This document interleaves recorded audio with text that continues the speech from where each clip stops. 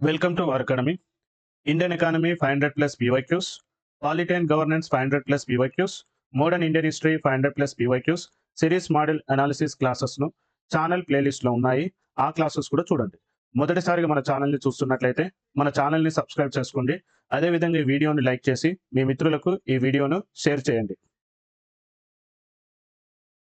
My dear aspirants, welcome to our academy. ఈ వీడియోను చూస్తున్న ప్రతి ఒక్కరు ఈ ఛానల్ని సబ్స్క్రైబ్ చేసుకోండి. ఈ వీడియోని లైక్ చేసి మీ మిత్రులకు షేర్ చేయండి. ఈ న్యూ ఛానల్కి సపోర్ట్ ఇవ్వండి. ఈరోజు కరెంట్ అఫైర్స్ వచ్చేసిందంటే ఫస్ట్ వన్ వచ్చేసిందంటే పోషాన్ అభియాన్. సో ఈ పోషాన్ అభియాన్ వచ్చేసి న్యూస్లో ఎందుకు ఉంది అంటే ఫస్ట్ వన్ వచ్చేసిందంటే ఈ పోషాన్ అభియాన్ స్కీమ్కి వచ్చేసిందంటే 7 సంవత్సరాలు పూర్తి చేసుకుంది. అయితే ఈ స్కీమ్ ఎప్పుడు ప్రారంభమైంది అంటే 2018లో వచ్చేసి ప్రారంభమైంది. ఈ పోషాన్ అభియాన్ స్కీమ్ ని మనం ఏమని పిలుస్తాం అంటే ప్రధానమంత్రి సమగ్ర పోషకాహార పథకం అని పిలుస్తూ ఉన్నట్టు, right? So Poshan full form వచ్చేసి ఏంటి అంటే this is the Poshan full form వచ్చేసిందంటే prime minister overarching scheme for holistic nutrition అని మనం పిలుస్తాం ఉన్నట్టు, రైట్? అయితే ఈ పోషాన్ అభియాన్ స్కీమ్ వచ్చేసి ఏంటి అంటే ఏ మంత్రిత్వ శాఖ అమలు చేస్తుంది? సో ఏ మంత్రిత్వ శాఖ అమలు చేస్తుంది అంటే కేంద్ర మహిళా కేంద్ర మహిళా అండ్ శిశు అభివృద్ధి మంత్రిత్వ శాఖ ఈ స్కీమ్ వచ్చేసి ఏంటంటే అమలు పరుస్తుంది అన్నట్టు, రైట్? ఈ పాయింట్ వచ్చేసి వెరీ వెరీ ఇంపార్టెంట్. ఎగ్జామ్లో వచ్చేసి ఏంటంటే ఏ మంత్రిత్వ శాఖ వచ్చేసి అమలు చేస్తుందని అడుగుతాడు. సో ఇది ఫస్ట్ పాయింట్. రెండోది వచ్చేసి ఏంటంటే ఈ స్కీమ్ వచ్చేసి ఏంటంటే కేంద్ర ప్రాయోజిత పథకం అని కూడా చెప్పొచ్చు అన్నట్టు. అయితే ఈ స్కీమ్ యొక్క లక్ష్యం ఏంటి? ఈ స్కీమ్ యొక్క లక్ష్యం వచ్చేసి ఏంటంటే ఫస్ట్ వన్ వచ్చేసి ఏంటంటే కౌమార బాలికలు. ఓకే, కౌమార బాలికలు. అదేవిధంగా వచ్చేసిందంటే గర్భిణీ స్త్రీలు. గర్భిణీ స్త్రీలు. అండ్ థర్డ్ వన్ వచ్చేసిందంటే పాలిచ్చే తల్లులు. పాలిచ్చే తల్లులు. అండ్ ఫోర్త్ వన్ వచ్చేసింది అంటే 0 to 6 years ఉన్న పిల్లలు. వీరికి వచ్చేసి ఏంటి అంటే పోషకాహార స్థితిని ఏం చేస్తారంటే మెరుగుపరుస్తారు అన్నట్టు. అంటే వీరికి వచ్చేసిందంటే పోషకాహార పదార్థాలను అందిస్తుంది అన్నట్టు ఈ స్కీమ్ కింద. అండ్ మరొక ఇంపార్టెంట్ పాయింట్ వచ్చేసిందంటే మనకి మిషన్ పోషాన్. మిషన్ పోషాన్ 2.0 వచ్చేసి ఏంటంటే 2021లో వచ్చేసి ప్రారంభించారు అన్నట్టు. దీని మెయిన్ ఉద్దేశం వచ్చేసి ఏంటంటే వేరియస్ న్యూట్రిషన్ ప్రోగ్రామ్స్ ఏవైతే ఉన్నాయో వాటన్నిటిని ఒకదాని కింద తీసుకొస్తారు అన్నట్టు. అంటే పోషాన్ అభియాన్ అనుబంధ కార్యక్రమం వచ్చేసి ఏంటంటే మిషన్ పోషాన్ 2.0 అని చెప్పొచ్చు అన్నట్టు. అదే విధంగా వచ్చేసి ఏంటంటే నిధులు ఒకసారి గమనిస్తే ఈ నిధుల నమూనా అంటే శాసనసభ కలిగిన కేంద్రపాలిత ప్రాంతాలు మీన్స్ యూనియన్ టెరిటరీస్ అండ్ అదే విధంగా వచ్చేసి ఏంటంటే రాష్ట్రాలు. ఈ రెండింటికి వచ్చేసి ఏంటంటే 60:40 మీన్స్ ఇక్కడ వచ్చేసి ఏంటంటే 60% వచ్చేసేమో సెంటర్ ఇస్తుంది. అండ్ శాసనసభ కలిగిన యూనియన్ టెరిటరీస్ అదేవిధంగా రాష్ట్రాలు వచ్చేసి ఏంటంటే 40% భరించాలి. సో ఇది ఫస్ట్ వన్. సెకండ్ వన్ వచ్చేసి ఏంటంటే ఈశాన్య రాష్ట్రాలు గమనిస్తాయి. Okay, means north eastern regions states and అదేవిధంగా వచ్చేసి ఏంటంటే హిమాలయ స్టేట్స్. వీటి ఫండింగ్ ఒకసారి గమనిస్తే ఇది ఎలా ఉంది అంటే 90:10 మీన్స్ ఇయర్ 90% వచ్చేసేమో సెంటర్ ఇస్తుంది, 10% వచ్చేసి ఏంటంటే నార్త్ ఈస్ట్ స్టేట్స్ అదేవిధంగా వచ్చేసి హిమాలయ స్టేట్స్ వచ్చేసి ఏంటంటే 10% భరించాలన్నట్టు. అండ్ నెక్స్ట్ వన్ వచ్చేసి ఏంటంటే శాసనసభ లేని యూనియన్ టెరిటరీస్. ఓకే, శాసనసభ లేని యూనియన్ టెరిటరీస్ వచ్చేసి ఏంటంటే 100% వచ్చేసింది అంటే కేంద్రమే ఈ పథకానికి నిధుల్ని ఇస్తుంది అన్నట్టు, రైట్? ఇప్పుడు వచ్చేసిందంటే ఇప్పుడు ఈ కాన్సెప్ట్ మీరు విన్నారు కదా, ఈ కాన్సెప్ట్ మీద వచ్చేసిందంటే ఎంసీక్యూస్ ఇచ్చాను. ఆ ఎంసీక్యూస్కి మీరు వచ్చేసింది అంటే ఆన్సర్ చేసి చాట్ బాక్స్లో వచ్చేసి టైప్ చేయండి, రైట్? ఇవి ఎంసీక్యూస్, రైట్? ఇది ఫస్ట్ క్వశ్చన్. ఇది ఇంగ్లీష్లో ఇచ్చాను, అదేవిధంగా వచ్చేసిందంటే తెలుగులో ఇచ్చాను. ఈ క్వశ్చన్కి మీరు ఫస్ట్ ఆన్సర్ చేయండి, రైట్? ఇది చాట్ బాక్స్లో టైప్ చేయండి. ఓకే, నెక్స్ట్ సెకండ్ క్వశ్చన్ చూడండి. ఇది సెకండ్ క్వశ్చన్. ఈ సెకండ్ క్వశ్చన్ కూడా వచ్చేసి మీరు చాట్ బాక్స్లో ఆన్సర్ని టైప్ చేయండి. Next this is the third question, right? This is the third question. Okay, మీరు వీడియోని పాజ్ చేసుకొని మీరు ఈ క్వశ్చన్స్కి ఆన్సర్ని చాట్ బాక్స్లో టైప్ చేయండి. నెక్స్ట్ వచ్చేసిందంటే fourth question. This is the fourth question, right? This is the first concept. Now come to the second concept. Second concept వచ్చేసి ఏంది అంటే so here women do not need sympathy but empowerment through the strict implementation of law అన్నట్టు. So ఇది కూడా వచ్చేసి ఏంటంటే న్యూస్లో ఉందన్నట్టు. అయితే ఇక్కడ వచ్చేసి ఏంటంటే ఉమెన్ ఎంపవర్మెంట్ అంటారు. అంటే మహిళా సాధికారతలో న్యాయ వ్యవస్థ యొక్క పాత్ర ఎలా ఉందనేదే మెయిన్ ఉద్దేశం అన్నట్టు. అయితే భారత సుప్రీంకోర్టు వచ్చేసి ఏంది అంటే ఏమని చెప్పింది అంటే మహిళా సాధికారత కోసం ఇప్పటికి ఏ అయితే చట్టాలు ఉన్నాయో వాటిని మరింత కఠినంగా అమలు చేయాలన్నట్టు సో హియర్ గట్టిగా సో సుప్రీంకోర్టు చెప్పిందన్నట్టు. అదేవిధంగా వచ్చేసిందంటే వివిధ తీర్పుల ద్వారా కూడా వచ్చేసి భారత న్యాయ వ్యవస్థ వచ్చేసిందంటే మహిళల హక్కుల్ని పరిరక్షిస్తూ అదేవిధంగా వచ్చేసిందంటే సమానత్వాన్ని నెలకొల్పుతూ ముఖ్యమైన పాత్ర వచ్చేసిందంటే సుప్రీంకోర్టు పోషించిందని కూడా మనం ఒకసారి చూడొచ్చు అన్నట్టు. అయితే ఇప్పుడు వచ్చేసిందంటే మహిళా సాధికారతలో వచ్చేసి న్యాయ వ్యవస్థ పాత్ర ఎలా ఉందో ఒకసారి చూద్దాం. ఓకే. సో హియర్ మహిళా వ్యవస్థ సో ఇప్పుడు వచ్చేసిందంటే మహిళా సాధికారతలో వచ్చేసిందంటే న్యాయ వ్యవస్థకు పాత్ర ఒకసారి గమనిస్తే ఫస్ట్ వన్ వచ్చేసిందంటే మన సో లైంగిక వేధింపులను కూడా నివారించడం. ఓకే. సో ఇక్కడ వచ్చేసిందంటే సుప్రీంకోర్టు వచ్చేసిందంటే సో లైంగిక వేధింపుల నివారించడం. So here this is the first one అంటే ప్రివెంటింగ్ సెక్సువల్ హరాస్మెంట్. అయితే ఇది వచ్చేసింది అంటే ఇక్కడ వచ్చేసిందంటే మనకి so here Vishaka Sahani versus state of Rajasthan, right? Very very important ఈ కేసు వచ్చేసి. So here Vishaka versus state of Rajasthan, state of Rajasthan. So ఈ కేసు వచ్చేసి ఏంటంటే 1998కి సంబంధించింది.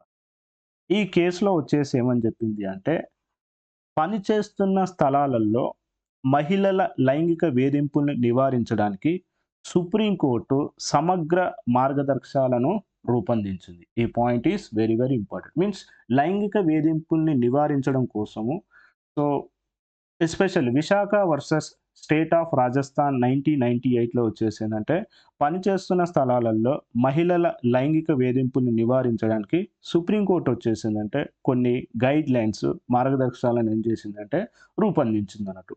సో ఇది ఫస్ట్ వన్ అన్నట్టు.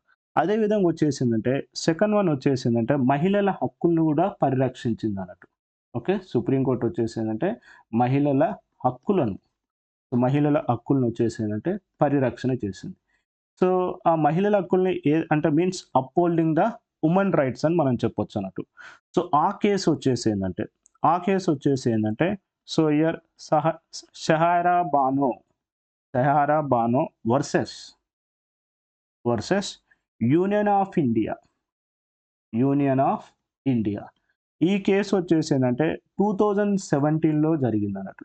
యూనియన్ ఆఫ్ ఇండియా 2017 కేసులో వచ్చేసి ఏమని చెప్పింది అంటే త్రిబుల్ తలాక్ మహిళల ప్రాథమిక హక్కుల్ని ఉల్లంఘిస్తూ రాజ్యాంగ విరుద్ధమని సుప్రీంకోర్టు వచ్చేసి ఏంటంటే ఇక్కడ తీర్పిచ్చింది అన్నట్టు. ఈ విధంగా వచ్చేసి ఏంటంటే మహిళా సాధికారతలో వచ్చేసి న్యాయ వ్యవస్థ ముఖ్య పాత్రను పోషించిందని మనం చెప్పొచ్చు అన్నట్టు. అదేవిధంగా వచ్చేసి ఏంటంటే ఈవెన్ లింగ సమానత్వంలో కూడా సుప్రీంకోర్టు వచ్చేసి తీర్పిచ్చింది. సో దీన్నే మనం ఏమని పిలుస్తాం అంటే జెండర్ ఈక్వాలిటీ అని పిలుస్తున్నట్టు. ఇక్కడ వచ్చేసిందంటే so here Dhanamma so at the rate Suman Surpur versus Amar. ఈ కేసు వచ్చేసిందంటే 2008కి సంబంధించిన కేసు అన్నమాట. ఈ కేసులో ఏమని చెప్పింది అంటే కొడుకు కూతురికి పూర్వీకుల ఆస్తిలో సమాన హక్కును సుప్రీంకోర్టు వచ్చేసిందంటే సమర్థించింది అన్నట్టు. ఈ కేసు కూడా వచ్చేసి వెరీ వెరీ ఇంపార్టెంట్. మీన్స్ ఇక్కడ వచ్చేసి ఏంటంటే Dhanamma at the rate so Suman Surpur versus Amar కేసులో వచ్చేసి ఏమని చెప్పింది అంటే కొడుకు కూతుర్లకు వచ్చేసిందంటే పూర్వీకుల ఆస్తులు వచ్చేసి సమాన హక్కుల్ని సుప్రీంకోర్టు వచ్చేసి సమర్థించింది అన్నట్టు. Fourth one. అండ్ అదేవిధంగా వచ్చేసి ఏంటంటే క్రిమినల్ చట్టాలలో means reforming criminal laws. So here criminal చట్టాల సంస్కరణ తీసుకుంటే ఇక్కడ వచ్చేసి ఏంటంటే ఇక్కడ Joseph so here Joseph shine versus union of India case 2018 ఏమని చెప్పిందంటే, భార్యను భర్త ఆస్తిగా భావించే 497, this is very very important, 497 IPC section ఏం చేసిందంటే కొట్టివేసిందన్నమాట. రైట్. సో ఇలా వచ్చేసింది అంటే మహిళా సాధికారతలో వచ్చేసి న్యాయ వ్యవస్థ కీలక పాత్ర పోషించిందని చెప్పొచ్చు అన్నట్టు. అండ్ అదే విధంగా వచ్చేసిందంటే ఫిఫ్త్ వన్ వచ్చేసిందంటే వేతన సమానత్వం. ఓకే. నెక్స్ట్ వన్ వచ్చేసిందంటే సో హియర్ వేతన సమానత్వం. వేతన సమానత్వం అంటే ఏంది? Wage equality. Okay. Wage equality. So ఇక్కడ వచ్చేసి ఏంది అంటే ఇక్కడ ఏమని చెప్పిందంటే ఆ కేస్ పేరు వచ్చేసిందంటే Randhir. So here Randhir Singh versus union of India case. ఇది ఎప్పుడు సంబంధించింది? 1982లోనే చెప్పింది. ఏమని చెప్పింది అంటే సుప్రీంకోర్టు వచ్చేసి ఏంటంటే సమాన పనికి సమాన వేతనము ఇవ్వాలి అన్నట్టు కూడా చెప్పింది. అదే విధంగా వచ్చేసి ఏంటంటే మనకి ఆర్టికల్ 39, సో ఇక్కడ ఆర్టికల్ 39 మనకు వచ్చేసిందంటే సమాన పనికి సమాన వేతనం అని ఉంది. కాబట్టి సో సమాన పనికి సమాన వేతనం ఇవ్వాలన్నట్టు సుప్రీంకోర్టు కూడా నొక్కి చెప్పిందన్నట్టు. రైట్. నెక్స్ట్ అదే విధంగా వచ్చేసి ఏంటంటే సో ఇక్కడ మహిళా సాధికారతకు వచ్చేసిందంటే కొన్ని రాజ్యాంగ చర్యలు ఉన్నాయి. అదే విధంగా వచ్చేసిందంటే చట్టపరమైన చర్యలు కూడా ఉన్నాయని చెప్పొచ్చు అన్నట్టు. సో మనం ఇప్పుడు వచ్చేసిందంటే రాజ్యాంగపరమైన హక్కులు ఏమున్నాయో ఒకసారి చూద్దాం. సో రాజ్యాంగపరమైన హక్కులు మనకు చూసుకుంటే ఏంటంటే 2 ఉన్నాయి. ఒకటి వచ్చేసి ఏంటంటే ఫండమెంటల్ రైట్స్ ఉన్నాయన్నట్టు. ఫండమెంటల్ రైట్స్ అంటే ప్రాథమిక హక్కులు అన్నట్టు. ఇక్కడ ప్రాథమిక హక్కుల్లో మనకి ఏం చెప్తుందంటే ఆర్టికల్ 14 తీసుకున్నాం అనుకో. ఆర్టికల్ 14 వచ్చేసి ఏం చెప్తుంది? సమానత్వ హక్కు గురించి మాట్లాడుతుంది అన్నట్టు. రైట్. సో ఇక్కడ కూడా వచ్చేసి ఏంటంటే మహిళా సాధికారత పైన కూడా వచ్చేసి న్యాయ వ్యవస్థ ముఖ్య పాత్ర పోషించిందని చెప్పొచ్చు. అదే విధంగా వచ్చేసిందంటే article 15. So here article 15 clause 1లో కూడా వచ్చేసిందంటే లింగ ఆధారంగా వివక్షతను కూడా నిషేధిస్తుందని కూడా సో మనకి రాజ్యాంగపరమైన రైట్స్ ఉన్నాయన్నట్టు. అండ్ అదే విధంగా వచ్చేసి ఏంటంటే మనకి directive principles of state policy. So here directive principles of state పాలసీలో కూడా వచ్చేసిందంటే ఆర్టికల్ 42. సో ఆర్టికల్ 42 కూడా మనకి ఏమని చెప్తుంది అంటే సో హియర్ ఆర్టికల్ 42 వచ్చేసి ఏంది అంటే ఇక్కడ వచ్చేసి ఏంటంటే న్యాయమైన మానవీయ పని పరిస్థితులను ఏర్పాటు చేయడము, ప్రసూతి సహాయం కోసము రాష్ట్రము చర్యలు తీసుకోవాలన్నట్టు కూడా మనకి ఇక్కడ చెప్తుంది అన్నట్టు. ఓకే. సో మీన్స్ ఇక్కడ వచ్చేసి ఏంటంటే ప్రసూతి సహాయ చర్యల గురించి కూడా ఇక్కడ మాట్లాడుతుంది అన్నట్టు. సో ఇవే కాకుండా వచ్చేసి ఏంటంటే ఇవి వచ్చేసి ఏంటంటే రాజ్యాంగపరమైన సో హియర్ హక్కులు అన్నట్టు. అదే విధంగా వచ్చేసి ఏంటంటే లెజిస్లేటివ్ ఫ్రేమ్‌వర్క్స్ ఏమున్నాయి? మీన్స్ చట్టపరమైన సంరక్షణస్ ఏమున్నాయి? సో హియర్ చట్టపరమైన సంరక్షణలు వచ్చేసి ఏంటి అంటే ఇక్కడ వచ్చేసి ఏంటంటే మహిళల భద్రత కోసం వచ్చేసి ప్రధాన చట్టాలు ఏమున్నాయంటే ఒకటి గృహహింస నుంచి మహిళల రక్షణ చట్టం 2000. ఈ పాయింట్ కూడా గుర్తుంచుకోవాలి. మనకి ఎగ్జామ్‌లో చాలా సార్లు అడిగారు. సో హియర్ గృహహింస నుంచి వచ్చేసిందంటే మహిళల రక్షణ చట్టం. మహిళల రక్షణ చట్టం. ఈ మహిళల రక్షణ చట్టం సో ఇయర్ గుర్తుంచుకోండి. ఏ ఇయర్‌లో అని చాలా సార్లు అడిగాడు. 2005. సో ఇదొక చట్టం. అండ్ అదే విధంగా వచ్చేసిందంటే so here the sexual harassment of women at workplace. Okay. So means so here తెలుగులో ఏమని పిలుస్తామంటే సో హియర్ కార్యాలయాల్లో వచ్చేసిందంటే సో హియర్ మహిళల లైంగిక వేధింపుల నిరోధ చట్టం. సో హియర్ లైంగిక వేధింపుల నిరోధ చట్టం. రైట్. ఇది ఎప్పుడు వచ్చిందంటే ఈ ఇయర్ కూడా గుర్తుంచుకోండి. సో ఇటీవల గ్రూప్ 1, గ్రూప్ 2, గ్రూప్ 3 ఎగ్జామ్స్ మీరు గమనిస్తే సో ఆ ఎగ్జామ్స్‌లలో వచ్చేసిందంటే ఇయర్స్ అడిగారు. So remember this. Okay. The sexual harassment of women at workplace act 2013లో వచ్చిందన్నట్టు. ఈ విధంగా వచ్చేసిందంటే చట్టాల ద్వారా అనేక తీర్పుల ద్వారా వచ్చేసిందంటే మహిళా సాధికారత కోసం భారత న్యాయ వ్యవస్థ వచ్చేసి నిరంతరం కృషి చేస్తుందని కూడా మనం చెప్పొచ్చు అన్నట్టు. సో ఇది ఈ ఆర్టికల్ యొక్క ఇన్ఫర్మేషన్ అన్నట్టు. ఇప్పుడు మీరు వచ్చేసి ఏం చేయాలి అంటే సో ఈ క్వెషన్స్‌కి మీరు ఆన్సర్ చేయాలి. రైట్. ఈ ఆన్సర్‌ని వచ్చేసి ఏంటంటే మీరు చాట్ బాక్స్‌లో టైప్ చేయండి. రైట్. ఇప్పుడే వచ్చేసి ఏంది అంటే ఈ క్వెషన్స్‌కి మీరు ఆన్సర్ చేయండి. సో వీడియోని పాజ్ చేసుకొని మీరు వచ్చేసి క్వశ్చన్స్‌కి ఆన్సర్ చేయండి. అదే విధంగా వచ్చేసి ఏందంటే ఈ వీడియోని చూస్తున్న ప్రతి ఒక్కరు ఈ వీడియోని లైక్ చేయండి. అండ్ అదే విధంగా వచ్చేసి ఏందంటే మీ మిత్రులకు సో ఈ వీడియోని షేర్ చేయండి. రైట్? అండ్ నెక్స్ట్ ఈ ఛానెల్‌ని కూడా సబ్స్క్రైబ్ చేసుకోండి. ఇది ఫస్ట్ క్వెషన్. నెక్స్ట్ వచ్చేసి ఏందంటే ఇది second question. Right? Next third question. So this is the third question. ఇప్పుడు నేనేదైతే డిస్కస్ చేశానో వాటిని నేనేం చేశాను అంటే క్వెషన్స్ రూపంలో పెట్టాను. And this is the fourth question, right? So these are the and fifth question, right? So this is the sixth question, right? This concept is very important. Next come to the so right to livelihood, right? Next concept వచ్చేసిందంటే right to livelihood. So ఇది వచ్చేసి ఏంది అంటే so ఇటీవల వచ్చేసి ఏంటంటే supreme court ఒక తీర్పు ఇచ్చింది. ఏం తీర్పు ఇచ్చింది అంటే సో ఇక్కడ వచ్చేసిందంటే రణవీర్, ఓకే, సో రణవీర్ సోయర్ అలహాబాదియా, సోయర్ రణవీర్ అలహాబాదియా వచ్చేసిందంటే కార్యక్రమాన్ని ప్రచారం చేయడానికి అనుమతించింది అన్నట్టు. ఎందుకంటే అతనికి జీవనోపాధికి వచ్చేసి ఏంటంటే ఏకైక మార్గం అని చెప్పింది అన్నట్టు. అదేవిధంగా వచ్చేసి ఏంటంటే సుప్రీంకోర్టు వివిధ తీర్పుల ద్వారా వచ్చేసి ఏంటంటే ఆర్టికల్ 21 ఆర్టికల్ 21 ఏం చెప్తుంది? జీవించే హక్కు గురించి మాట్లాడుతుంది అన్నట్టు. ఓకే, సో వన్ ఈజ్ జీవించే హక్కు గురించి మాట్లాడుతుంది. అండ్ జీవనోపాధి హక్కు గురించి కూడా మాట్లాడుతుంది అన్నట్టు.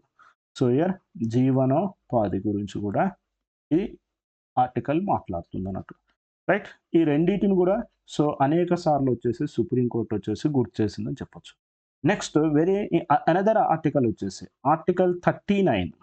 సో ఆర్టికల్ 39లో కూడా వచ్చేసి ఏమని చెప్పింది అంటే ప్రతి పౌరుడికి పురుషులు మహిళలకు సమానంగా తగినంత జీవనోపాధి హక్కు ప్రభుత్వం హామీ ఇవ్వాలన్నట్టు కూడా చెప్పింది అన్నట్టు. అండ్ ఈ ఆర్టికల్స్తో పాటు సుప్రీంకోర్టు వచ్చేసి ఏంటంటే ఈ రైట్ టు లైవ్లీవుడ్ మీద వచ్చేసి సో ఎన్నో తీర్పులు ఇచ్చారు అన్నట్టు. అందులో ఇంపార్టెంట్ ఒక తీర్పు వచ్చేసిందంటే so Olga Tellis, so Olga Tellis versus Bombay, so Bombay Municipal Corporation. Okay, so Municipal Corporation. So ఈ తీర్పులో కూడా వచ్చేసి ఏంటంటే రైట్ టు లైవ్లీవుడ్ సుప్రీంకోర్టు తీర్పిచ్చింది. నెక్స్ట్ సెకండ్ కేసు వచ్చేసి ఏంటంటే ఎంజే, ఓకే, ఈ కేసులను గుర్తుంచుకోవాలండి. MJ Shivani versus, okay, so Karnataka రాష్ట్ర ప్రభుత్వం అని చెప్పొచ్చు అన్నట్టు. ఈ కేసులో కూడా వచ్చేసిందంటే రైట్ టు లైవ్లీవుడ్ గురించి సుప్రీంకోర్టు వచ్చేసి తీర్పిచ్చింది అన్నట్టు. Right? This is the so another concept. And ఈ కాన్సెప్ట్ మీద వచ్చేసి ఇవి క్వశ్చన్స్. ఈ క్వశ్చన్స్కి మీరు వచ్చేసి ఆన్సర్ని వచ్చేసి ఏంటంటే చాట్ బాక్స్లో టైప్ చేయండి. రైట్? నెక్స్ట్ కాన్సెప్ట్కి వెళ్దాం. So this concept is very important. Right? So treaty on non proliferation of Nuclear weapons marks 55 years operation. అంటే ఇక్కడ వచ్చేసి ఏంటంటే ఎన్పిటిని మనం తెలుగులో ఏమని పిలుస్తాం అంటే సో అణు ఆయుధాల వ్యాప్తి నిరోధక ఒప్పందం అని పిలుస్తాం అన్నట్టు. సో అణు ఆయుధాల వ్యాప్తి నిరోధక ఒప్పందం. రైట్? సో ఈ ఒప్పందానికి వచ్చేసిందంటే 55 సంవత్సరాలు అవుతుంది. అయితే ఈ ఒప్పందం ఏం చెప్తుంది అంటే సో ఇక్కడ వచ్చేసిందంటే న్యూక్లియర్ వెపన్ స్టేట్స్ ఏవైతే ఉన్నాయో అవి వచ్చేసిందంటే నిరాయుధీకరణను అదేవిధంగా వచ్చేసిందంటే శాంతియుతంగా అణుశక్తిని వినియోగించాలన్నట్టు కూడా మాట్లాడుతున్నట్టు. ఇది ఫస్ట్ పాయింట్. రెండవది వచ్చేసి ఏంటంటే ఇది లీగల్లీ బైండింగ్ అంటే ఎస్, ఇది వచ్చేసి ఏంటంటే లీగల్లీ బైండింగ్ అని చెప్పొచ్చు అన్నట్టు. మరొక ఇంపార్టెంట్ పాయింట్ వచ్చేసి ఏంటంటే ఇది వచ్చేసి ఏంటంటే బహుపాక్షిక ఒప్పందం అని చెప్పొచ్చు. సో ఇది బైలాటరల్ ట్రీటీ అని కూడా చెప్పొచ్చు అన్నట్టు. Okay, this is the so బహుపాక్షిక ఒప్పందం. సో బహుపాక్షిక ఒప్పందం. Right? So this is the very important. Right? Next వచ్చేసి ఏంటంటే సో అనదర్ కాన్సెప్ట్ వచ్చేసి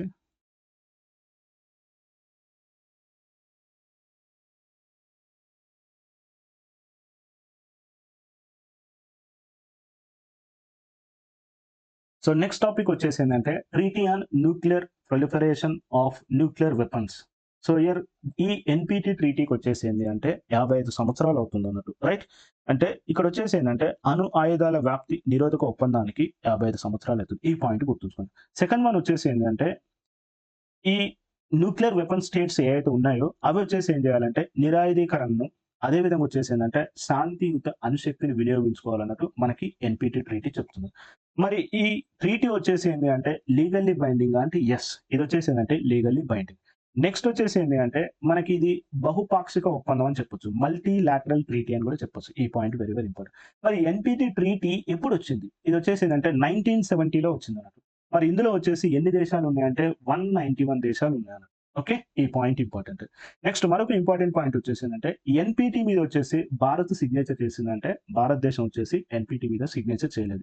ఎందుకు అంటే ఇక్కడ వచ్చేసిందంటే అణు ఆయుధాలు కలిగిన దేశాలు, అణు ఆయుధాలు లేని దేశాల మధ్యలో వచ్చేసిందంటే వివక్ష ఉందన్నట్టు ఈ ఒప్పందంలో. ఆ కారణం చేత వచ్చేసిందంటే భారత్ వచ్చేసిందంటే సంతకం చేయలేదు. ఈ పాయింట్ గుర్తుంచుకోవాలి. నెక్స్ట్ వచ్చేసి ఏందంటే మరి ఈ ఒప్పందంలో ప్రధాన నిబంధనలు ఏమున్నాయి అంటే ఇక్కడ వచ్చేసి ఏందంటే 191 కంట్రీస్ ఉన్నాయని చెప్తున్నాం కదా! ఈ 191 కంట్రీస్ వచ్చేసిందంటే అణు ఆయుధాలు పొందడం గాని, బదిలీ చేయడం గాని చెయ్యకూడదు. First point. సెకండ్ వన్ వచ్చేసిందంటే నిరాయుధీకరణని మెయింటైన్ చేయాలి.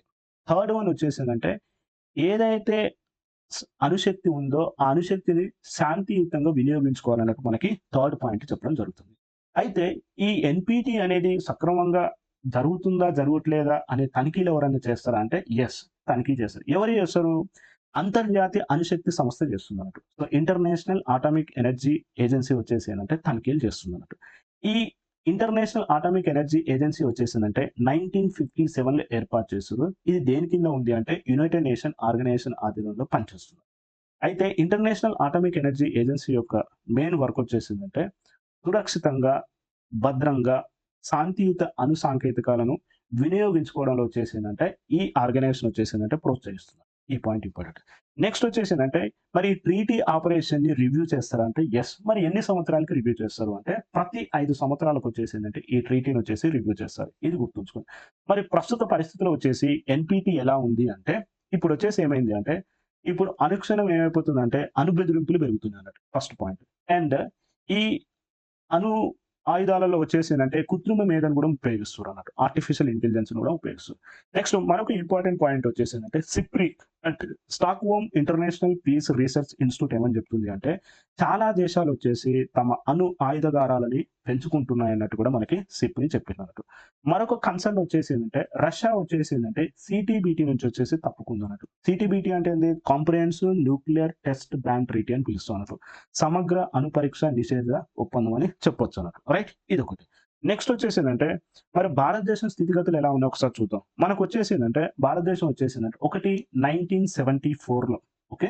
ఒకటొచ్చేసిందంటే 1974 అదే విధంగా వచ్చేసిందంటే 1988లో వచ్చేసిందంటే అణు పరీక్షల్ని భారత్ నిర్వహించింది. ఈ పాయింట్ ఇంపార్టెంట్.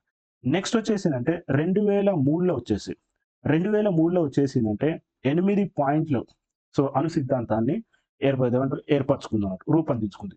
దీని ప్రకారం వచ్చేసి ఏమని చెప్పిందంటే అణు ఆయుధాలను మొదటగా మనం ఉపయోగించరాదు అని సో మనకి 8 పాయింట్ల అణు సిద్ధాంతం మనకు తెలియజేస్తుందన్నట్టు. ఈ పాయింట్ ఇంపార్టెంట్. అదే విధంగా వచ్చేసిందంటే మనకి అణు సహకారం చేస్తున్న కంట్రీలు ఏమైనా ఉన్నాయంటే యెస్. మనకొచ్చేసిందంటే 2005లో వచ్చేసిందంటే ఇండియా అండ్ యూఎస్ఏ మధ్య గూడా మనకి ఒక ట్రీటీ ఉందన్నట్టు. సో దాన్నేమని పిలుస్తాం అంటే పౌర అణు సహకారం అని పిలుస్తాం అన్నట్టు. న్యూక్లియర్ కోఆపరేషన్ ఇనిషియేటివ్ అని చెప్పొచ్చు. అదే విధంగా వచ్చేసిందంటే 2015లో వచ్చేసి 2015లో వచ్చేసిందంటే ఇండియా అండ్ జపాన్ ఓకే.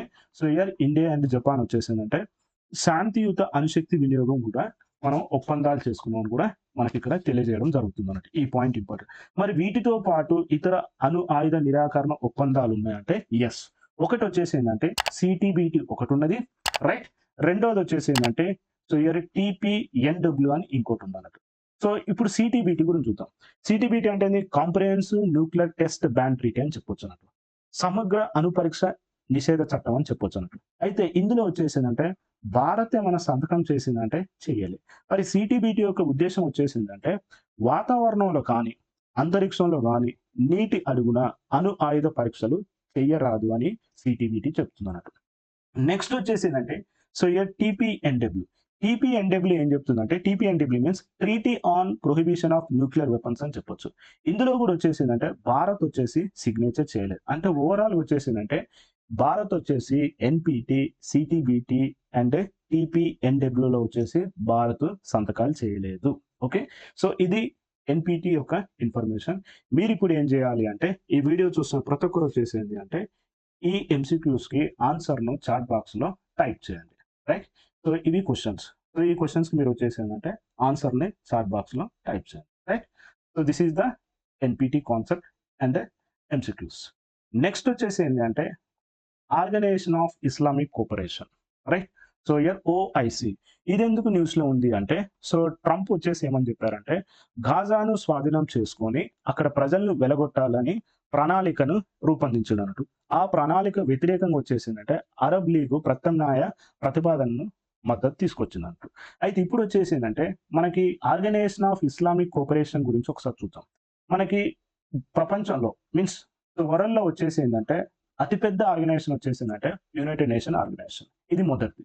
మరి రెండవ అతిపెద్ద ఆర్గనైజేషన్ వచ్చేసిందంటే OIC means here so full form వచ్చేసిందంటే ఆర్గనైజేషన్ ఆఫ్ ఇస్లామిక్ కోఆపరేషన్ అని చెప్పొచ్చు అన్నట్టు. అయితే ఈ ఆర్గనైజేషన్ ఆఫ్ ఇస్లామిక్ కోఆపరేషన్ వచ్చేసిందంటే 4 ఖండాలలో ఉంది, 4 కాంటినెంట్లో ఉంది అన్నట్టు. అండ్ ఇందులో వచ్చేసిందంటే 52 సభ్య దేశాలు ఉన్నాయని కూడా చెప్పొచ్చు. 52 దేశాలు వచ్చేసి ఇందులో మెంబర్. మరి ఇది ఎప్పుడు ఏర్పాటు చేశారు? ఇది ఎప్పుడు ఏర్పాటు చేశారు అంటే మనకి 25th September. Okay, 25th September 1969లో వచ్చేసి దీన్ని ఏర్పాటు చేశారు అన్నట్టు. మరి పర్మనెంట్ సెక్రటేరియట్ ఎక్కడ ఉంది అంటే జెడ్డాలో ఉంది. సో ఇయర్ జెడ్డా గుర్తుంచుకోండి, పర్మనెంట్ సెక్రటేరియట్ ఎక్కడ ఉంది అంటే జెడ్డాలో. మరి దీని లక్ష్యం వచ్చేసింది, ఓఐసి యొక్క లక్ష్యం వచ్చేసిందంటే ముస్లిం ప్రపంచం యొక్క ప్రయోజనాల్ని రక్షించాలి, రెండోది వచ్చేసిందంటే పరిరక్షించాలి ఫస్ట్ వన్. సెకండ్ వన్ వచ్చేసిందంటే వివిధ జాతుల ప్రజల మధ్య వచ్చేసిందంటే అంతర్జాతీయ శాంతిని అండ్ సామరస్యాన్ని ప్రోత్సహించడమే ఈ ఆర్గనైజేషన్ యొక్క ముఖ్య ఉద్దేశం అన్నట్టు. సో ఇది ఈ కాన్సెప్ట్. అండ్ ఈ కాన్సెప్ట్ మీద కూడా వచ్చేసి ఎంసీక్యూస్ ఉన్నాయి. ఈ ఎంసీక్యూస్కి వచ్చేసి మీరు ఆన్సర్ చేయండి. ఈ ఆన్సర్ని చాట్ బాక్స్లో టైప్ చేయండి. Right, this is the concept. Right, next concept వచ్చేసింది అంటే so here World Spice Organization. Right, next one వచ్చేసిందంటే World Spice Organization suggest so greater value addition in spice to the achieve $10 billion export target అన్నట్టు. So ఇక్కడ వచ్చేసి ఏంటి అంటే WSO means World Spice Organization ఏమని suggestion ఇస్తుంది అంటే $10 billion ఎగుమతి లక్ష్యానికి సుగంధ ద్రవ్యాలలో వచ్చేసిందంటే అధిక విలువను జోడించాలి, వాల్యూ ఎడిషన్ జరగాలని చెప్తున్నట్టు. అయితే ఈ లక్ష్యాన్ని ఎప్పటి వరకు చేరుకోవాలంటుంది అంటే 2030 నాటికి. అయితే ఇప్పుడు వచ్చేసిందంటే మనకి స్పైస్ బోర్డ్ ఆఫ్ ఇండియా ఉందన్నట్టు. ఈ స్పైస్ బోర్డ్ ఆఫ్ ఇండియా ఏమని చెప్తుంది అంటే ఇప్పుడు ప్రస్తుత విలువ జోడింపు ఎంత ఉంది అంటే 48% ఉందన్నట్టు. వాల్యూ ఎడిషన్ ఎంత ఉందంటే 48% ఉందన్నట్టు. దీన్ని వచ్చేసిందంటే 70%కి పెంచుకోవాలని చెప్తున్నారు. ఎప్పుడైతే 70% పెంచుకుంటామో మనము 2030 నాటికి వచ్చేసిందంటే $10 billion ఎగుమతి లక్ష్యానికి చేరుకుంటాం అన్నట్టు మనకు స్పైస్ బోర్డ్ ఆఫ్ ఇండియా చెప్తున్నట్టు. అండ్ ఇంకోటి మరొక ఇంపార్టెంట్ పాయింట్ వచ్చేసిందంటే ఇప్పుడు 2024లో వచ్చేసిందంటే మనకి ప్రపంచ మసాలా దినుసుల మార్కెట్ గమనిస్తే భారత్ యొక్క వాటా ఎంత ఉంది? సో భారత్ యొక్క వాటా వచ్చేసిందంటే 0.7% ఉంది. మరి చైనాది ఎంత ఉంది? సో చైనాది వచ్చేసి ఎంత ఉంది అంటే 12% ఉందన్నట్టు. మరి అమెరికాది ఎంత ఉంది? అమెరికాది వచ్చేసి ఎంత ఉందంటే 11% ఉందన్నట్టు. ఈ పాయింట్ ఇంపార్టెంట్, గుర్తుంచుకోండి. నెక్స్ట్ ఇంకొక ఇంపార్టెంట్ విషయం వచ్చేసి ఏంటంటే భారత్ వచ్చేసిందంటే ప్రపంచంలోనే భారత్ వచ్చేసిందంటే ప్రపంచంలోనే అతిపెద్ద మసాలా దినుసుల ఉత్పత్తిదారుడు, వినియోగదారుడు అని కూడా చెప్పొచ్చు అన్నట్టు. మరొక ఇంపార్టెంట్ పాయింట్ వచ్చేసిందంటే మనకి ఇంటర్నేషనల్ ఆర్గనైజేషన్ ఆఫ్ స్టాండర్డైజేషన్ జాబితా ఉందన్నట్టు. ఓకే, స్టాండర్డైజేషన్ ఆఫ్ జాబితా ఉంది. ఈ జాబితాలో వచ్చేసిందంటే 109 రకాలు ఉన్నాయన్నట్టు. ఈ 109 రకాలలో వచ్చేసిందంటే స్పైసెస్. సో భారత్ దగ్గర ఎన్ని ఉత్పత్తి అవుతున్నాయి అంటే 75 రకాల స్పైసెస్ ఉత్పత్తి అవుతున్నాయి. ఈ పాయింట్ కూడా ఇంపార్టెంట్. మరి భారతదేశంలో వచ్చేసి ఈ స్పైసెస్ ఉత్పత్తి రాష్ట్రాలు ఏమున్నాయి అంటే ఒకటి వచ్చేసిందంటే Madhya Pradesh. Okay, Madhya Pradesh. Second one వచ్చేసిందంటే రాజస్థాన్. థర్డ్ వన్ వచ్చేసిందంటే గుజరాత్. ఫోర్త్ వన్ వచ్చేసిందంటే ఏపీ. గుర్తుంచుకోండి, ఏపీ వచ్చేసిందంటే స్పైసెస్ లో 4th ప్లేస్ ఉంది. నెక్స్ట్ 5th వన్ వచ్చేసిందంటే తెలంగాణ. ఇది కూడా గుర్తుంచుకోండి, 5th ప్లేస్. నెక్స్ట్ వచ్చేసిందంటే కర్ణాటక. ఆ తర్వాత వచ్చేసిందంటే మహారాష్ట్ర ఉందని చెప్పొచ్చు అన్నట్టు.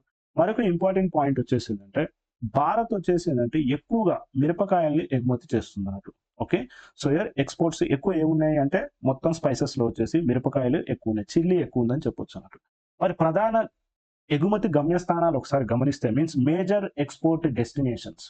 So, here major export destinations ఒకసారి గమనిస్తే మనకి ఫస్ట్ వన్ వచ్చేసేందంటే చైనా ఉంది. ఇంపార్టెంట్. ఆ తర్వాత వచ్చేసి ఎవరున్నారంటే యూఎస్ఏ. తర్వాత వచ్చేసేందంటే బంగ్లాదేశ్ ఉందన్నట్టు. ఓకే. నెక్స్ట్ వచ్చేసేందంటే బంగ్లాదేశ్. ఆ తర్వాత వచ్చేసేందంటే థాయిలాండ్ ఉందండి. థాయిలాండ్. నెక్స్ట్ వచ్చేసేందంటే యునైటెడ్ అరబ్ ఎమిరేట్స్. నెక్స్ట్ వచ్చేసి శ్రీలంక. నెక్స్ట్ వచ్చేసేందంటే మలేషియా ఉందన్నట్టు. లాస్ట్ వన్ వచ్చేసేందంటే యూకే. మన ఫస్ట్ 3 గుర్తుంచుకోండి. చైనా, యూఎస్ఏ, నెక్స్ట్ వచ్చి థర్డ్ వన్ వచ్చేసి బంగ్లాదేశ్. ఓకే. సో, ఇందులో ఏమైనా సవాళ్లున్నాయంటే ప్రస్తుతం వచ్చేసి ఏందంటే మనం స్పైసెస్‌లో ఓన్లీ 48% మాత్రమే వాల్యూ అడిషన్ జరుగుతుంది. ఇది ప్రాబ్లమ్ అన్నట్టు. అదే విధంగా వచ్చేసిందంటే మన భారతదేశంలో ఉత్పత్తి అయ్యే 98% సుగంధ ద్రవ్యాలు వచ్చేసిందంటే చిన్నకారు రైతులు మాత్రమే దీన్ని ఉత్పత్తి చేస్తున్నారన్నట్టు. ఇదొకటి సెకండ్ ప్రాబ్లమ్. థర్డ్ వన్ వచ్చేసిందంటే పోటీ మాత్రం విపరీతంగా ఉంది. ఏ దేశాల నుంచి? ఒకటి వియత్నాం, రెండోది వచ్చేసిందంటే ఇండోనేషియా, మూడోది వచ్చేసి బ్రెజిల్ అండ్ నాలుగోది వచ్చేసిందంటే చైనా అన్నట్టు. ఇది గుర్తుంచుకోండి. నెక్స్ట్ వచ్చేసిందంటే ఈ ఏమైనా చర్యలు తీసుకుందా అంటే మనకి స్పైసెస్ బోర్డ్ ఆఫ్ ఇండియా మనం ఒకసారి గమనిస్తే ఈ స్పైసెస్ బోర్డ్ ఆఫ్ ఇండియాని ఏర్పాటు చేస్తున్నారు. ఇది వచ్చేసిందంటే స్టాట్యుటరీ బాడీ అని చెప్పొచ్చు అన్నట్టు. ఇక్కడ వచ్చేసిందంటే సాంకేతికతను ఉపయోగించడంలో కూడా మద్దతు ఇస్తుందని చెప్పొచ్చు. అదేవిధంగా వచ్చేసిందంటే ప్రాసెసింగ్‌కు మౌలిక సదుపాయాలను ఏర్పాటు చేస్తుంది. అదేవిధంగా వచ్చేసంటే నిర్వహిస్తుందన్నట్టు. అండ్ స్పైసెస్ పార్క్‌ని ఏర్పాటు చేశారు. అండ్ ఎన్ఎస్ఎస్‌పి అంటే ఏందంటే నేషనల్ సస్టైనబుల్ స్పైస్ ప్రోగ్రామ్. దీని మెయిన్ ఉద్దేశ్యం వచ్చేసేందంటే స్థిరమైన వ్యవసాయ పద్ధతుల్ని ప్రోత్సహిస్తుందన్నట్టు. సో, ఇది ఈ కాన్సెప్ట్. అండ్ ఈ కాన్సెప్ట్ కింద వచ్చేసేందంటే సో, ఇక్కడొచ్చేసి మనకి ఎంసీక్యూస్ ఉన్నాయి. ఈ ఎంసీక్యూస్‌కొచ్చేసి ఆన్సర్ చేయండి. ఈ ఆన్సర్స్‌ని చాట్ బాక్స్‌లో టైప్ చేయండి. అదే విధంగా వచ్చేసి ఏందంటే ఈ వీడియోని చూస్తున్న ప్రతి ఒక్కరు ఈ వీడియోని లైక్ చేయండి. అండ్ మిత్రులకు షేర్ చేయండి. అండ్ ఈ ఛానెల్‌ని కూడా సబ్స్క్రైబ్ చేసుకోండి. నెక్స్ట్ వచ్చేసి ఏందంటే లాస్ట్ వన్ వచ్చేసి ఏందంటే study highlights significance of sea grass conservation of global diversity. అయితే సీ గ్రాస్ అంటే సముద్రపు గడ్డి అని కూడా మనం చెప్పొచ్చు అన్నట్టు. అయితే ఇది ఏందంటే తక్కువ లోతైన తీర ప్రాంత జలాలలో వచ్చేసి పెరుగుతాయన్నట్టు. వీటిని ఏమని పిలుస్తామంటే సముద్రపు ఊపిరితిత్తులు అని కూడా పిలుస్తాం. ఓకే. సో, హియర్ సముద్రపు ఊపిరితిత్తులు. ఈ point is very very important. ఎందుకు సముద్రపు ఊపిరితిత్తులు అని పిలుస్తున్నాం అంటే ఫోటోసింథసిస్ ద్వారా వచ్చేసిందంటే ఆక్సిజన్‌ని విడుదల చేస్తాయన్నట్టు. మరొక ఇంపార్టెంట్ పాయింట్ వచ్చేసిందంటే ఈ సీ గ్రాస్ ఉంది కదా! ఈ సీ గ్రాస్ వచ్చేసిందంటే అన్ని ఖండాలలో లభ్యమవుతుంది. ఎక్సెప్ట్ ఏది అంటార్క్టికాలో మాత్రం లభ్యం కాదన్నట్టు. ఓకే. ఈ పాయింట్ ఇంపార్టెంట్. అంటార్క్టికాలో వచ్చేసి మాత్రం సీ గ్రాస్ అనేది ఉండదు. మరి భారతదేశంలో ఉందా అంటే యెస్. భారతదేశంలో వచ్చేసి ఉంది. ఏ ప్రాంతాల్లో ఉంది భారతదేశంలో అంటే ఒకటొచ్చేసి ఏందంటే మనం తూర్పు తీరం తీసుకున్నాం అనుకోండి. ఈస్ట్ కోస్ట్ చూస్తే వచ్చేసిందంటే గల్ఫ్ ఆఫ్ మన్నార్‌లో ఉంది. So, here Gulf of Mannar. రెండోది వచ్చేసిందంటే పాల్క్ బే. ఓకే. పాల్క్ బే. ఇది గుర్తుంచుకోండి. అదే విధంగా వచ్చేసిందంటే వెస్ట్ కోస్ట్‌లో వచ్చేసి ఇదొచ్చేసి ఈస్ట్ కోస్ట్. వెస్ట్ కోస్ట్‌లో వచ్చేసిందంటే గల్ఫ్ ఆఫ్ కచ్‌లో ఉంది. ఓకే. Gulf of Kutch. ఇది గుర్తుంచుకోండి. నెక్స్ట్ అదే విధంగా వచ్చేసిందంటే అరేబియా సముద్రంలో వచ్చేసి. సో, హియర్ అరేబియా సముద్రంలో వచ్చేసిందంటే లక్షద్వీప్‌లో ఉంది. ఓకే. So, here Lakshadweep. ఇది గుర్తు. బంగాళాఖాతంలో చూసుకుంటే Bay of Bengal. So, here Bay of Bengal వచ్చేసిందంటే అండమాన్ నికోబార్ ఐలాండ్స్‌లో ఉందన్నట్టు. ఇది గుర్తుంచుకోండి. అయితే సీ గ్రాస్ యొక్క ప్రాముఖ్యత ఏంటి? సీ గ్రాస్ యొక్క ప్రాముఖ్యత వచ్చేసిందంటే ఇది 121 జాతులకి 746 రకాల చేప జాతులకు వచ్చేసిందంటే ఆవాసం కల్పిస్తుంది sea grass. Very very important. Second one వచ్చేసిందంటే మనకి రెయిన్ ఫారెస్ట్ కంటే కూడా 35 రెట్లు వేగంగా ఓకే. 35 రెట్లు వేగంగా ఇదేం చేస్తుందంటే కార్బన్‌ని సంగ్రహిస్తుంది. మీన్స్ కార్బన్ ఏం చేస్తుంది? నిల్వ చేసుకుంటుంది. ఇది అడ్వాంటేజ్. ఇంకోటొచ్చేసిందంటే సీ గ్రాస్ వాటా వచ్చేసి ఎంతంటే 0.1% కానీ కార్బన్ ఎంత నిల్వ చేస్తుంది అంటే 10-18% వాటా ఈ సీ గ్రాసే చేస్తుందని కూడా మనం గుర్తుంచుకోవాలి. అండ్ అదే విధంగా ఇంకొక పాయింట్ వచ్చేసి ఏందంటే సీ గ్రాస్ వచ్చేసిందంటే తరంగాల ప్రభావాన్ని తగ్గిస్తుందన్నమాట. తగ్గించి ఇది ఏం చేస్తుందంటే తుఫాన్ల నుంచి ఓకే. తీర ప్రాంతాలు కోతకు గురి కాకుండా ఇది కాపాడుతుందని కూడా మనం చెప్పొచ్చన్నట్టు. అదే విధంగా వచ్చేసిందంటే సీ గ్రాస్ వచ్చేసిందంటే సంవత్సరానికి వచ్చేసిందంటే $6.4 ట్రిలియన్ విలువనిస్తుందన్నట్టు. అంటే ప్రపంచ మత్స్య సంపదలో వచ్చేసి 20% పైగా వచ్చేసి మద్దతు ఎవరిస్తున్నారంటే సీ గ్రాసే ఇస్తుందని చెప్పొచ్చన్నట్టు. అంటే చేపల వేటకి, పర్యాటక రంగానికి సీ గ్రాస్ వచ్చేసి ఎంతో మేలు చేస్తుందని చెప్పొచ్చన్నట్టు. మరి సీ గ్రాస్‌కి ఏమైనా ముప్పుందా అంటే యెస్ ముప్పుంది. ఎవరి నుంచి ముప్పుంది? ఒకటొచ్చేసిందంటే పరిశ్రమల నుంచి వెలువడే వ్యర్థాలు, నగరాల నుంచి వెలువడే వ్యర్థాలు అండ్ వ్యవసాయం నుంచి విడుదలయ్యే వ్యర్థాలతోని ప్రాబ్లమ్ ఉంది. రెండోది వచ్చేసిందంటే తీర ప్రాంతాలలో వచ్చేసిందంటే అభివృద్ధి చేస్తాం. మీన్స్ ఇన్‌ఫ్రాస్ట్రక్చర్‌ని ఎక్కువ చేయడం వల్ల కూడా ఇబ్బంది కలుగుతుంది. అండ్ ఈ తీర ప్రాంతాలలో వచ్చేసిందంటే మట్టిని తవ్వుతురన్నట్టు. ఇదొక ప్రాబ్లమ్. నెక్స్ట్ ఫోర్త్ వన్ వచ్చేసిందంటే నియంత్రణ లేని చేపల వేట చేస్తుంది. అండ్ వాతావరణంలో కూడా మార్పు వస్తుందండి. ఈ కారణాల వల్ల వచ్చేసిందంటే సీ గ్రాస్‌కి వచ్చేసి ఇబ్బంది కలుగుతుందని చెప్పొచ్చు. అదే విధంగా వచ్చేసిందంటే మరి ఈ సీ గ్రాస్ మీద వచ్చేసి అంతర్జాతీయంగా ఏమైనా చర్యలు ఉన్నాయా అంటే యెస్ ఉన్నాయి. ఏంటి? అవి వచ్చేసిందంటే United Nation so Environment Programme కింద వచ్చేసిందంటే కమ్యూనిటీ మాన్యువల్స్ ఉందన్నట్టు. ఈ కమ్యూనిటీ మాన్యువల్స్ వచ్చేసి ఏం చేస్తాయంటే సీ గ్రాస్‌ని వచ్చేసి సంరక్షణ ప్రాజెక్టులు ఉంటాయి కదా! వాటికి వచ్చేసిందంటే మార్గనిర్దేశం చేయడానికి ఒక మాన్యువల్‌ని కూడా రూపొందించిందని చెప్పొచ్చు. నెక్స్ట్ అదే విధంగా వచ్చేసిందంటే సీ గ్రాస్ వాచ్ ఉందన్నట్టు. ఈ సీ గ్రాస్ వాచ్ కూడా ఏం చేస్తుంది అంటే సీ గ్రాస్ ఆవాసాలను పర్యవేక్షించి, సంరక్షించి స్వచ్ఛంద సంస్థలకు వచ్చేసిందంటే ఈ సీ గ్రాస్ వాచ్ వచ్చేసిందంటే శిక్షణ ఇస్తుందన్నట్టు. అండ్ నెక్స్ట్ వచ్చేసిందంటే థర్డ్ వన్ వచ్చేసిందంటే blue carbon. Okay. Blue carbon initiative. అదే విధంగా వచ్చేసిందంటే blue carbon initiative. So, blue carbon initiative వచ్చేసిందంటే కార్బన్ సీక్వెస్ట్రేషన్ అండ్ వాతావరణ మార్పుల కోసం వచ్చేసిందంటే ఈ బ్లూ కార్బన్ ఇనిషియేటివ్ వచ్చేసిందంటే సీ గ్రాస్‌ని రక్షిస్తుందన్నట్టు. ఇది వచ్చేసిందంటే అంతర్జాతీయంగా. అదే విధంగా వచ్చేసింది భారత్‌ది ఒకసారి గమనిస్తే. సో, భారత్‌ది వచ్చేసిందంటే జాతీయ సముద్ర మత్స్య పాలసీ ఒకటుందన్నట్టు. ఓకే. సో, హియర్ జాతీయ సముద్ర మత్స్య పాలసీ వచ్చేసిందంటే ఇక్కడొచ్చేసిందంటే ఇక్కడ సో, మడ అడవులు మీన్స్ మాంగ్రూవ్స్. సో, మడ అడవులు. అదే విధంగా వచ్చేసిందంటే పగడపు దిబ్బలు మీన్స్ కోరల్ రీఫ్స్‌ని గూడా పరిరక్షిస్తుందని చెప్పొచ్చన్నట్టు. రెండోదొచ్చేసిందంటే climate. So, here climate resilience project. ఈ క్లైమేట్ రెసిలియన్స్ ప్రాజెక్ట్ ఒకసారి గమనిస్తే మనకిది ఆంధ్రప్రదేశ్ అండ్ అదే విధంగా వచ్చేసిందంటే మహారాష్ట్ర అండ్ ఒడిస్సాలో వచ్చేసిందంటే సో, గ్లోబల్ క్లైమేట్ ఫండ్‌ని ఏర్పాటు చేసి ఈ తీర ప్రాంతాలను వచ్చేసిందంటే ఈ ఫండ్ ద్వారా వచ్చేసి పర్యావరణ పరిరక్షణ చేస్తదని చెప్పొచ్చన్నట్టు. సో, ఇది ఈ కాన్సెప్ట్. అండ్ అదే విధంగా వచ్చేసిందంటే ఈ కాన్సెప్ట్ మీద వచ్చేసి ఇవి క్వెషన్స్. ఈ క్వెషన్స్‌కి మీరు వచ్చేసి ఆన్సర్‌ను చాట్ బాక్స్‌లో టైప్ చేయండి. సో, ఇది ఈరోజు concept. Thank you very much.